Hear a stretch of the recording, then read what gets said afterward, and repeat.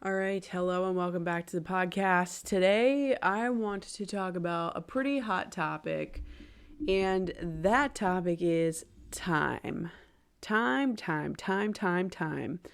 We don't have enough time in the day. I don't got no time. Who has time for that? Ain't nobody got time for that.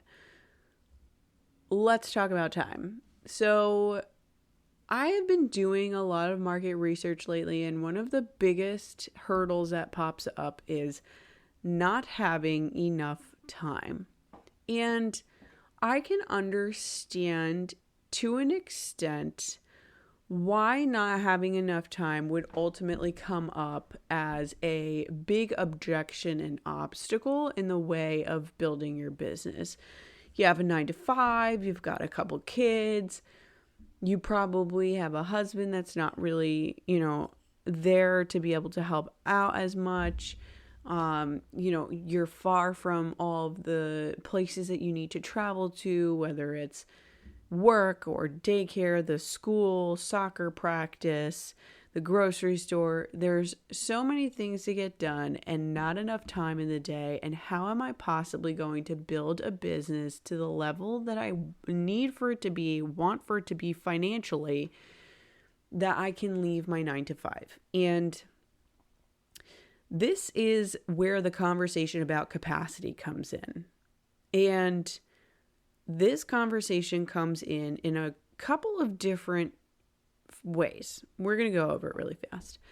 The first way that we go over capacity is legitimately just how it sounds.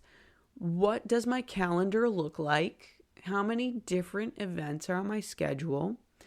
How many different things do I have to get accomplished and done? And how am I going to fit things in with the time that I have in between? Very strategic, very tactical, very straight to the point, right? But there's another way that we're going to look at this calendar, okay? We're going to start to look at this calendar as a CEO. And what that requires is for you to ask yourself a very important question. If I was the CEO of my company, would I be caught red-handed doing Canva graphics? Ask yourself that question. If you were the CEO of your company, would you be caught red-handed doing your YouTube description or your podcast notes? What about your timestamps? Would you be caught red-handed as the CEO of your company?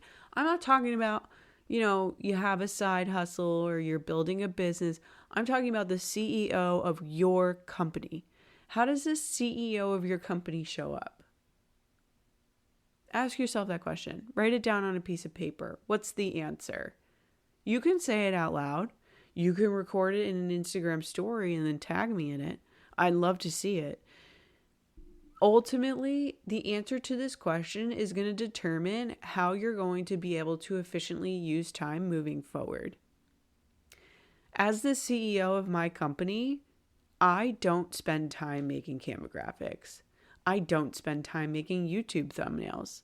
I don't spend time putting the timestamps together, and I don't spend time doing my podcast notes. My VA does that. I'm here to do the content. I'm here to do the messaging. I'm here to get to you. I'm here to share a very important message with you. The CEO of my company is a bold, audacious SOB, and she gets shit done. That's who my CEO of my company is. Who's the CEO of your company? Who is she? How is she? How does she act? What is she like? Or he? This is really important because when you start showing up as the CEO of your company, what you're going to do naturally is the higher money generating tasks. Okay? Think of it this way. Canva takes you forever, drives you insane, and it doesn't get you a return. You keep putting yourself in more and more frustration, and it's sucking more and more of your time, and it's not getting you where you want to go. And that's because we think that by doing Canva graphics, our content is going to reach the right person and it's going to turn into a sale. No. What's going to turn into a sale is having the right messaging and having the right stories to use in your marketing and reaching an audience and explaining to them, hey, this is my story. This is what I'm about. I want you to join in. Here's my email list. Here's a way you could work with me. However, the money generating tasks are going to come from higher level tasks. It's that simple. Would a VA be caught dead working on messaging? Probably not. Probably not. But would a copywriter be caught dead working on messaging? Yeah. But the copywriter isn't making Canva graphics, isn't making YouTube thumbnails, isn't setting up calendar appointments. Like, the copywriter is strictly focusing on writing copy. And that incorporates messaging. But the copywriter is being hired for me to save time. So if you're going around and you're saying to yourself, there's not enough time in the day, I'm overwhelmed because I don't have enough time. How can I possibly make the time or carve out the time in my day when I'm taking care of the kids? I'm going to tell you how. You have a 9-to-5 job, okay? You do. And while it might seem very counterintuitive for you to hire a VA, it's probably the best thing that you could do for yourself, because you're going to have all of those tasks that need to get done by somebody else. And you're going to free up your time so you could focus on 3 very important things. 1, your messaging. 2, product development, customer service. Those 2 are one and the same for me. And 3, your numbers. Because you're going to see numbers come in when you focus on these other 2 things, the customer journey and your messaging. And so it's really important for you to learn how to manage your numbers early so that you don't fall in a trap of spending more than you actually need. And I can assure you, there are several 7-figure earners who I am in the very close capacity of, and they look at their numbers on an hourly basis. It's very important for the CEO of the company to show up and do the tasks that are going to move the business forward. When you bog yourself down in, oh, well, I have to create my new freebie, it's an excuse. It's an excuse.